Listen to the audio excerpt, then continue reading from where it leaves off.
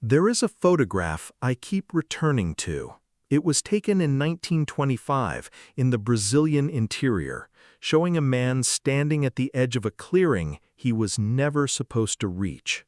That man was Percy Harrison Fawcett, a lieutenant colonel and fellow of the Royal Geographical Society.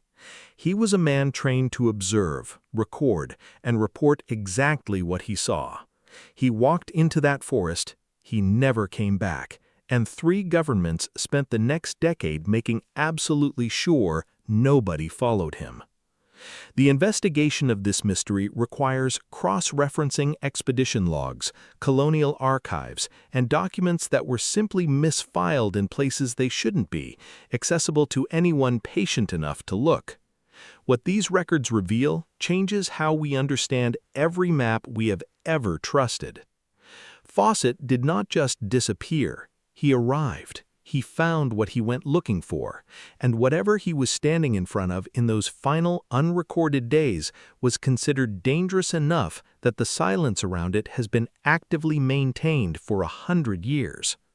The question was never what happened to Fawcett, but what happened when he arrived. To understand this, we must establish that Percy Fawcett was not a romantic or a fantasist. Before vanishing into the Mato Grosso in April of 1925, he had already completed 7 grueling expeditions into South American interior territories. These surveys were officially commissioned, methodically documented, and accepted without controversy by the Royal Geographical Society in London. He had mapped rivers that European cartography had never acknowledged and negotiated with indigenous nations that official colonial records described as uncontactable. He was not a man who saw things that were not there. When Fawcett began writing in letters and field notes about what he called City Z, we have to ask why a meticulous, decorated surveyor became increasingly insistent that there existed the physical remnants of a civilization of staggering antiquity and scale in the unexplored Brazilian interior. He described a buried city of organized stone that challenged the accepted sequence of human development in the Western Hemisphere. His sources included Manuscript 512, an 18th-century Portuguese account held in the National Library of Rio de Janeiro, which detailed the discovery of a ruined city in the Bahian interior with stone archways and inscriptions in an unidentified script. The document exists and can be requested, but institutional engagement with what it describes is entirely absent. Fawcett noted in 1920 that the academic establishment had no interest in revising what they had already decided, suggesting he had tried to bring the question forward through legitimate channels, only to meet institutional closure. However, Fawcett was not the beginning of this story. Go back almost 4 centuries earlier to 1541, when the Spanish conquistador Francisco de Orellana became the first European to navigate the full length of the Amazon River. His chronicler, a Dominican friar named Gaspar de Carvajal, kept a detailed account describing not a wilderness but a massive civilization.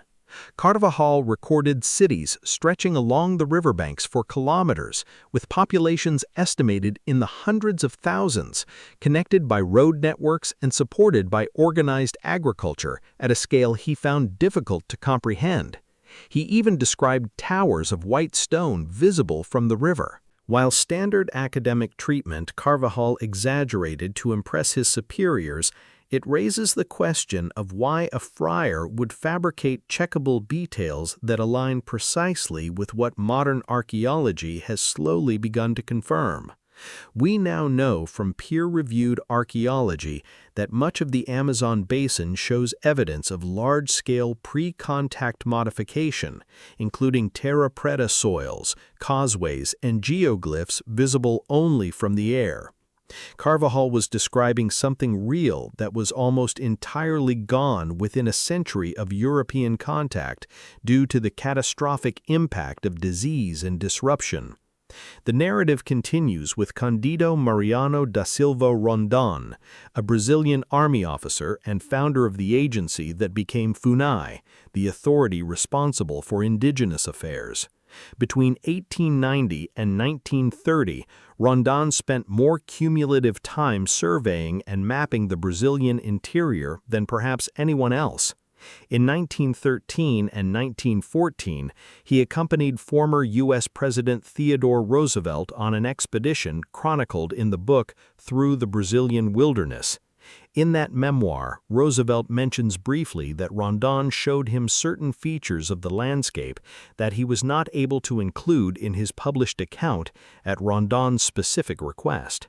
A former president noted in his own memoir that he was asked to omit specific observations, and he honored that request.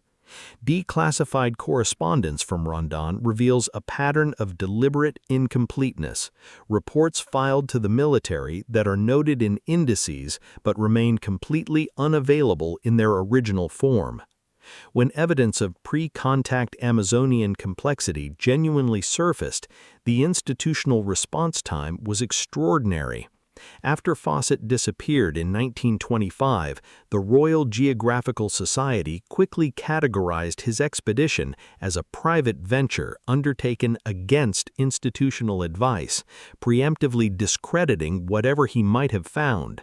Multiple search expeditions were launched in subsequent decades, but in several documented cases, researchers were turned back by explicit intervention from Brazilian military authorities, citing territorial sovereignty concerns and indigenous protection protocols.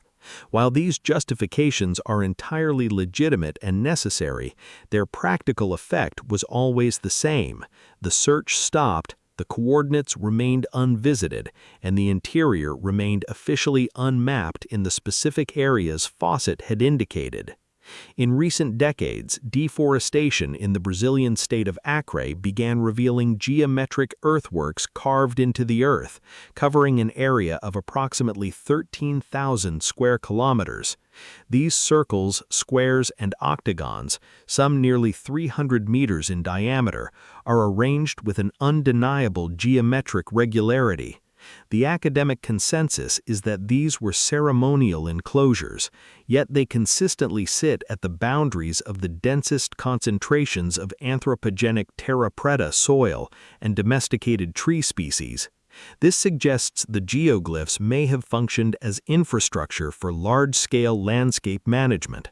If true, the Amazon was not a wilderness, but a completely engineered, designed civilization that operated by managing nature rather than conquering it. This pattern of structural silence and managed history is not unique to the Amazon.